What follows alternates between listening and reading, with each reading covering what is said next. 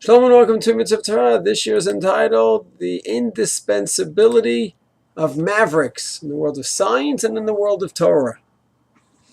The indispensability of mavericks in the world of science and in the world of Torah. Maverick is someone who thinks out of the box. He's bold, he's independent, he's courageous. But he's still anchored, at least the way I'm using the term.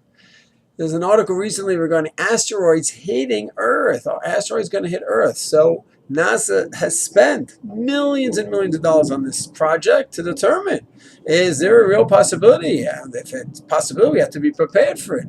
A small asteroid, even the size of a house, would be hit the Earth with the power of an atomic bomb. Small asteroid would cause damage, the same damage as an atomic bomb. So it's serious. So NASA has came to the conclusion after hundreds of millions of dollars of studies and scanning the universe, there is no statistical fear. Nathan Marvold, who's in the world of science, he goes in and he says, you're off on your studies totally. You're not analyzing the data properly, and it must be reassessed. And of course, NASA's fighting back, and some of them are saying he actually may have a point. So Nathan Marvold is a maverick in the science world. The world is going one way, and he's challenging. He's not just coming saying, I feel this, I feel that. He himself is a scholar, he's a researcher, and he's fighting with them. And that's good. Mavericks are good. Because sometimes you need someone to challenge the authorities and to say, wait, we've been holding a certain way for certain decades, but let's revisit this. And the Torah world as well. We all know there's new realities that come up, and how does the Torah world respond? You can have different opinions, and sometimes you might have a majority of Gedolim one way. You're going to have a maverick.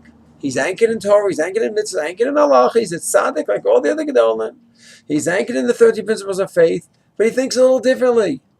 He thinks differently. He's out of the box, even though he's anchored in the Masorah. And mavericks are indispensable. An example. 60, 70 years ago. So 500 years ago, people from then, things slipped in the 1800s and Haskalah. 60, 70 years ago, you have Jews in America. Assimilation is rampant. So many Jews in America and around the world know nothing about Torah and mitzvos. And after the Holocaust, everyone's busy building up all the little cocoons, which is understandable. Now one person says, what about the million Jews all around the world? What about the Jews in India and Australia, anywhere? China, what are we going to do about them? They have no exposure to Judaism whatsoever. It takes a maverick to say what? I'm going to take a young couple, 25 years old. I'm going to send them out to that place across the world, Timbuktu, and we're going to create a Chabad house. And they'll have meals there, they'll have tefillos there, they'll have shiurim there, and they will influence the people so that way the Jews could come back, have some connection. Who thinks that way? A maverick. That's of course the Lubavitcher Rebbe. Who goes in and says, you know what, the Industrial Revolution, things have changed.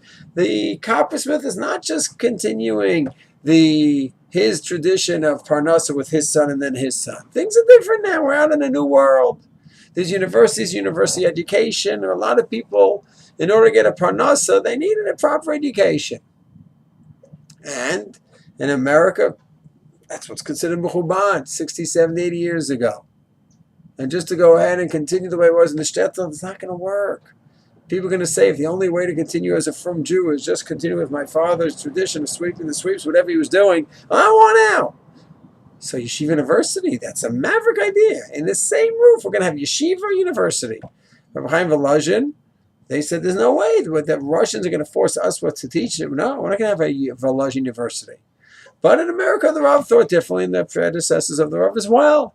Then no, this is a different situation, and this reality demands anchored in the Torah where people can become Talmidei Chachamim, B'nai Torah, but also in the same roof have universe. That's a maverick approach. It's within the 13 principles of faith. It's within the halachic system, of course, but it's all about thinking out of the box, thinking differently. And that, to me, is what's crucial. To have the Gedolim and have those maverick Gedolim that think a little differently. Things are changing, not from Jews. They're the ones who are spearheading the movement to build up Israel. That's crazy. Many Gedolim say, stay away, stay away. These people want to have a non-religious state. No way. Rav Kook says, way, he was a maverick, Rav Kook. We need to work with these people. Why did God send them the way? I don't know. But the reality is they're taking all their energy, all their kohos, all their power, and they're the ones who are building up the state, politically, financially, agriculturally, militarily. We need to work with them. That was not traditional. It's halachic. It's within the 30 principles of faith, but it takes a maverick. So in my opinion, the way the world of physics, science, Torah continues is with the regular mainstream thinkers or in the think tanks and researching and perpetuating the tradition, whatever field they're in, and that's good. And then once in a while, you have someone from the outside saying, hey guys, take a look in the mirror. There's something wrong going on over here. And it is the mainstream people that are so crucial to the tradition and world of science and, of course, in Myers Torah. And it's also the mavericks that are crucial as well. Shalom.